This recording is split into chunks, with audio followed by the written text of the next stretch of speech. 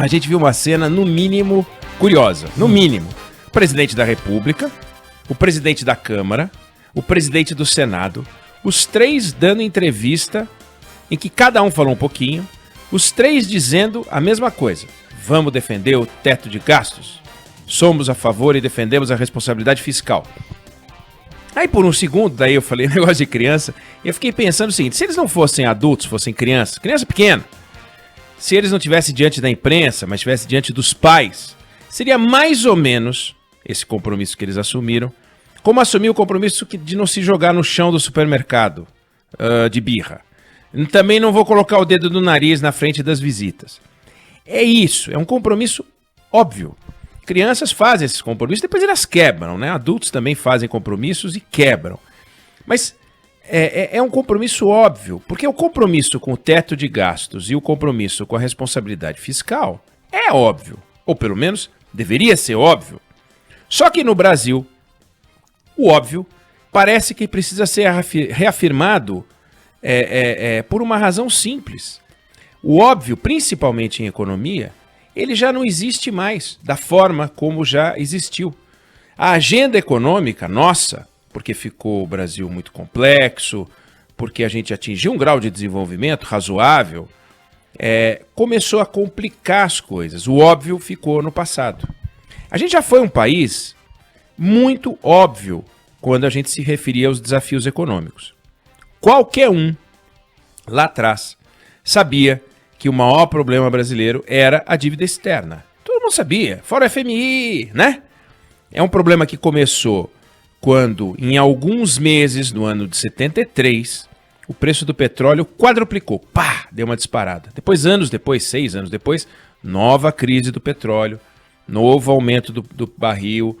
Aí as contas públicas brasileiras estouraram, o Brasil teve que parar no FMI, fora FMI, atrás de um pacote de ajuda. Aí a gente foi sentar com os credores privados para renegociar. E, de certa forma, é o que a Argentina fez agora, está fazendo, né? Renegociação de dívida e tal. A dívida externa ficou 10 vezes maior e em menos de uma década, um pouco mais de uma década. Pum, decuplicou. A gente chegou a anunciar a suspensão dos pagamentos dos juros da nossa dívida. E em 87, a gente entrou em moratória.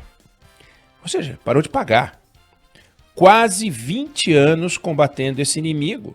É uma coisa inacreditável. 7-3 começa a crise, aí a gente vai indo, etc. e tal. Quase 20 anos nessa briga. Aí naquele momento, era óbvio que para você equacionar o Brasil, transformar o Brasil, a gente tinha que equacionar a dívida. E os especialistas diziam, olha, você quer atrair o investidor? O Brasil quer se tornar um país competitivo? Tem que vencer a dívida. Se a gente fizer isso, as empresas vão ganhar, a gente vai conseguir gerar emprego, a renda média do brasileiro vai subir. Bom, e aí aconteceu o quê? A gente passou a ter outro problema óbvio. Inflação. E chegou a ser uma inflação que foi a mais alta do mundo. Só para colocar um númerozinho aqui, foi 100% em 1980, a inflação anual, que já é um absurdo. E saltou para 1.900% em 1989.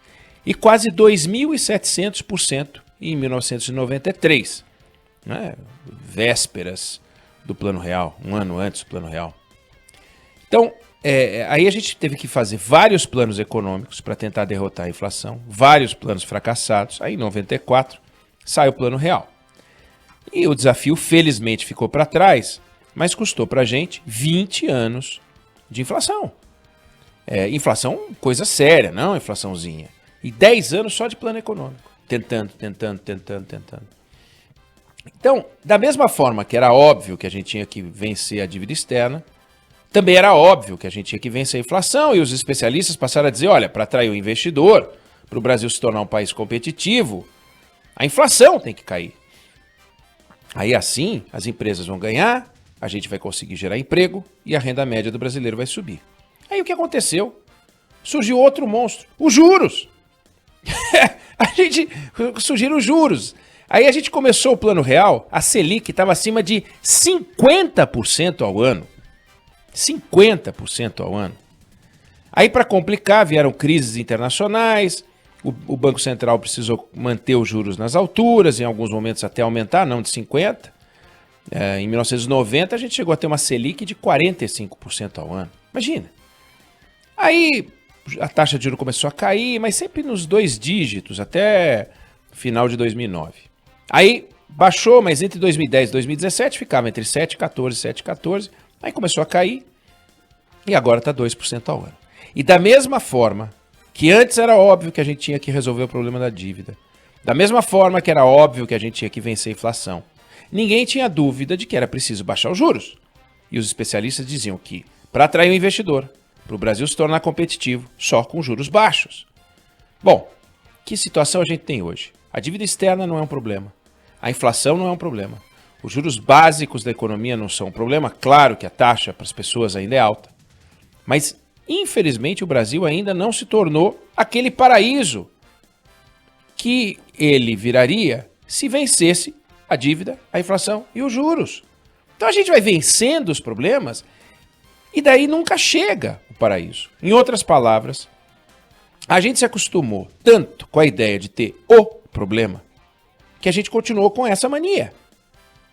Por exemplo, a gente resolveu que a falta de reforma da Previdência era um problema do tamanho da dívida, da inflação e dos juros. Fizemos a reforma da Previdência, cadê o paraíso? Cadê o paraíso? Quem mora em São Paulo sabe onde fica o paraíso, é um bairro, né? Mas cadê o paraíso? Porque a lista de desafios de um país minimamente organizado, e o Brasil é um país minimamente organizado, mais minimamente do que organizado, não dá para ser apontada com os dedos de uma mão.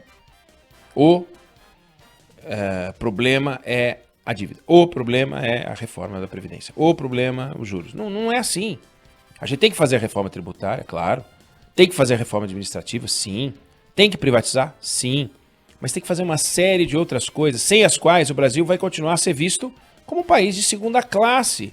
Porque é assim que a gente é visto. Um país de política ambiental errática. Agora fez um ajuste na política ambiental, na organização do Ministério do Meio Ambiente, porque a pressão internacional está um saco. Aí vai lá e mexe. Vamos, por que não mexeu? É um país de infraestrutura ruim, nível educacional sofrível, qualidade de mão de obra precária, renda per capita medíocre, mal distribuída, criminalidade alta. Isso para citar aqueles desafios que a gente não precisa nem puxar pela memória. Se a gente começar a puxar pela memória, vão surgir outros desafios. E todos estes aqui têm peso, têm importância, têm consistência. Imagina enfrentar um nível educacional sofrível. Imagine aumentar a qualidade da mão de obra. Olha que parto. Como é que a gente faz para aumentar a renda per capita de um país? Né? Como é que a gente melhora o nível de distribuição de renda de um país? Como é que a gente combate a criminalidade? Deixamos de ter há muito o problema para descobrir que a gente tem muitos problemas. Porque o Brasil piorou? Não. Porque o Brasil ficou complexo. Imagina, na chegada dos portugueses ao Brasil, o primeiro desafio foi rezar uma missa. Bom, rezamos a missa, então agora já pode voltar. Não é assim. Hoje não adianta rezar uma missa, fazer um culto. Não vai resolver. A gente tem que fazer um monte de coisa. Era muito simples antes. Faz uma choupaninha, põe a igrejinha aqui, faz uma sedezinha para o governo provisório acolá, faz uma vilazinha ali e ocupamos o Brasil. Não é assim. O Brasil ainda não foi ocupado. O Brasil tem muito para ser ocupado.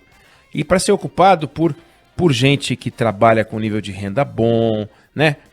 Nível educacional, escolas de qualidade. A gente precisa ocupar esse Brasil. O Brasil precisa estar ocupado, né? Então, como a gente deixou de ter o problema, deixou de existir uma questão. Olha só, vamos lembrar de uma coisa meio óbvia, né? Na política, já foi importante pra gente o problema, que era o quê? Vamos nos livrar da ditadura. Se a gente resolver e esse problema, tá tudo resolvido. A gente tem um problema, regime militar. Vamos tirar o regime militar, democracia. É essencial? Essencial, mas assim, como o ar que a gente respira. Mas o ar que a gente respira também é poluído, né? A gente precisa dele, mas é poluído. A democracia tem suas impurezas. Tanto que a Constituição Democrática, ainda bem democrática, de 1988, criou uma série de problemas que a gente está tentando desatar agora. Nós, a democrática, não é a Constituição que, né, a emenda de 67, não é. É a democrática de 88. Então, em vez da gente listar as amarras e atacar, vamos atacar, a gente fica feito barata tonta, discutindo sem parar qual é a agenda que a gente quer enfrentar. Mesmo depois da gente ter resolvido em 2018 que a gente queria um governo liberal. O Brasil pediu um governo liberal. Ou o Brasil queria o Bolsonaro porque ele penteia o cabelo para um lado, para o outro. Não. O Brasil escolheu o modelo liberal. Cansou do modelo petista. Cansou do modelo intervencionista. Cansou. Deu. Chega. Queremos um liberal. Queremos espaço. Queremos fôlego. Queremos economia de mercado. Queremos impulso, empurrão para as empresas. Menos Estado, menos Brasília, mais Brasil, como dizia Paulo Guedes. Então, o Brasil escolheu Jair Bolsonaro para adotar uma agenda liberal. Se era uma agenda liberal genuína, se era uma agenda liberal de fachada, se contrariava os princípios dele, não tem a menor importância, estou nem aí, mas era uma agenda liberal. E essa agenda liberal passava pela adoção de uma reforma administrativa para reduzir o peso do Estado nas costas das pessoas, passava por uma política de privatizações que tinha o mesmo propósito. Aí o governo da agenda liberal não consegue fazer nem a reforma administrativa e nem as privatizações. Você quer algo mais absurdo do que imaginar que o governo do PT, intervencionista, pode ter feito mais concessões à iniciativa privada do que o governo Bolsonaro? É concebível uma coisa dessa? Sabe por quê? Porque o Brasil é um país imprevisível. E eu quero voltar a esse tema, mas em um outro dia, para a gente bater esse papo, quem sabe amanhã, outro dia, a nossa imprevisibilidade. Você elege um governo liberal que não é liberal. Ah, mas eu sou. Eu sou a favor do teto dos gastos, eu também sou. Mas o que você vai fazer com isso? Por que o presidente da República, o presidente do Senado, o presidente da Câmara tem que vir a público para falar que eles defendem o teto de gastos e a responsabilidade fiscal? Porque ninguém acredita no que está acontecendo. Ninguém acredita que é algo genuíno, real. Se a gente desconfia de um governo liberal, achando que ele não é liberal, olha como estão as coisas no Brasil. O Brasil é um país imprevisível. É desgastante imaginar que, passado mais de um ano e meio de governo, a gente é obrigado a ver o presidente da República, o presidente da Câmara, o presidente do Senado reafirmando o compromisso com algo óbvio. Quando a gente vê os donos da agenda prometendo que vão fazer aquilo que deveriam estar fazendo há um tempão, o que acontece com a retomada econômica? Ela não vem. Por incapacidade, por incompetência dos governantes. Aqueles três que estavam ontem, e mesmo com máscara a gente sabia quem era o Maia, quem era o Columbre, quem era o Bolsonaro. Aqueles três que estavam ali assumiram um compromisso com o Brasil nos seus discursos de posse. Passado um ano e meio de governo Bolsonaro, cadê a agenda liberal? Cadê a privatização? Cadê a reforma administrativa? De gogó, eu fecho. Cadê a agenda implementada? Eles foram ontem dar uma resposta ao ministro da Fazenda, que lembrou ao Brasil que tem uma turma intervencionista dentro do governo. O general A, o general B, o ministro A, o ministro B, não importa quem seja, mas tem uma célula intervencionista que só tem uma diferença em relação ao governo Dilma. Não são petistas, mas defendem o uso dirigido do dinheiro do Estado, não por propósitos de competência, segundo razões econômicas lógicas, mas é o direcionismo, é o intervencionismo, é brincar de marionete. Isso não pode. E aí tem que vir o presidente, ladeado pelos presidentes das casas legislativas do Brasil, para assumir um compromisso com aquilo que ele assumiu na campanha, porque ninguém acredita. Presidente vibra com a cloroquina. Seria muito importante que o presidente vibrasse com a reforma administrativa. E ele não vibra. Ele não vibra. Não adianta. Ele não está demonstrando que vibra. Quando isso acontece, a retomada fica comprometida. A gente podia navegar em alta velocidade ou na mais alta velocidade que esse barco Brasil pode alcançar. Se os governos não atrapalharem. Ajudar acho difícil, mas atrapalhando, o Brasil todo perde.